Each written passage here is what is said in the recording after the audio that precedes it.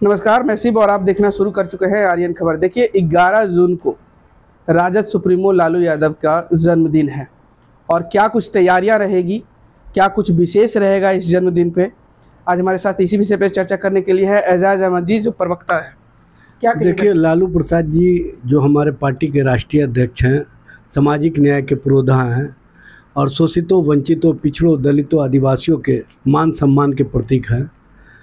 उनका जो जन्मदिन है 78वां, वो राष्ट्रीय जनता दल की ओर से पूरे राज्य भर में सामाजिक न्याय एवं सद्भावना दिवस के रूप में मनाया जाएगा। उस दिन राष्ट्रीय जनता दल की ओर से सभी ज़िलों में, दलित बस्तियों में, दलित टोलों में भोज कराए जाएंगे और साथ ही साथ बच्चों के बीच में कलम, किताब, पुस्तक का वितरण किया जाएगा और वृक्षारोपण का कार्यक्रम होगा। जो भोजन का कार्यक्रम है वो इसलिए कि गरीबों, शोषितों, वंचितों के बीच बैठ कर के लालू प्रसाद जी हमेशा उनके साथ उनके सुख दुख में शामिल रहा करते थे और उनके लिए और उनके सम्मान के लिए हमेशा कार्य किए।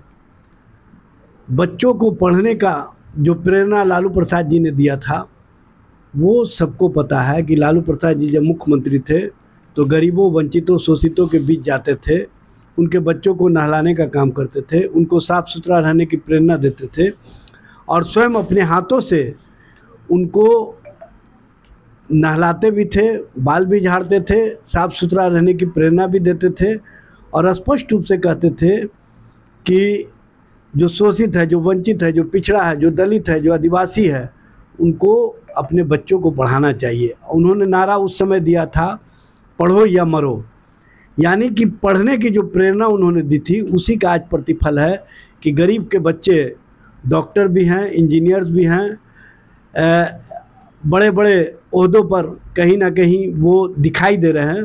ये लालू जी की प्रेरणा का परिणाम है और लालू जी हमेशा चाहते रहे हैं कि गरीब, शोषित, वंचित के बच्चे पढ़ेंगे तभी आगे बढ़ेंगे, तभी समाज में उनका सम्मान बढ़ेगा और तभी सभी लोग पूछेंगे।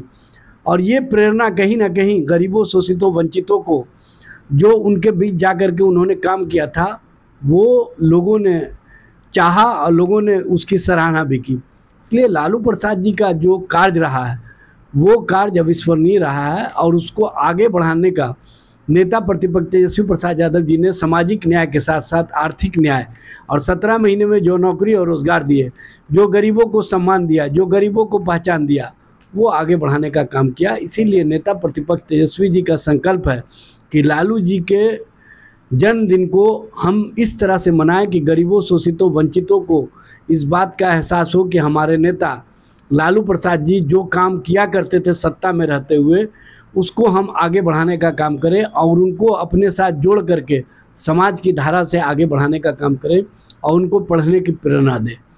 वृक्षारोपण का कार्यक्रम का कारण यह है कि जो आज पर्यावरण की स्थिति है और जिस तरह से आबो हवा दूषित हो रहा है, जिस तरह से जलवायु परिवर्तन हो रहा है, उसके लिए वृक्षारोपण आवश्यक है। इसीलिए राष्ट्रीय जनता दल के एक एक नेता, कार्यकर्ता इन तीनों कार्यक्रमों को अपने स्तर से चलाने का काम करेंगे और उसमें पार्टी के सभी नेता, कार्यकर्ता उपस्थित रहेंगे। सभी जिला अध्यक्ष और जिला के प्रधान महासचिव को इस संबंध में दिशा निर्देशन जारी कर दिया गया है और वो अपने अपने ज़िलों में इन कार्यक्रमों को आगे बढ़ाने का काम कर रहे हैं। सर, लगभग कहिए कि लाखों, करोड़ों की संख्या में लोग चाहते हैं लालू यादव को।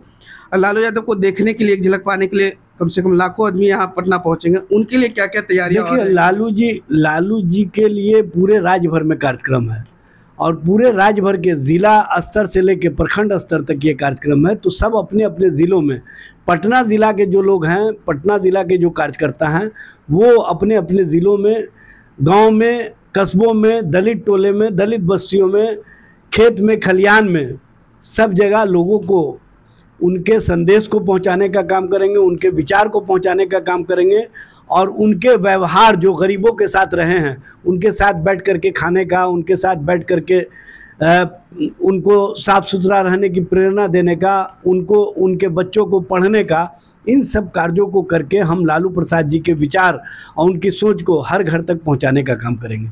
बहुत बहुत शुक्रिया एजाज जी। तो आपने सुना एजाज जी क्या कह रहे थे।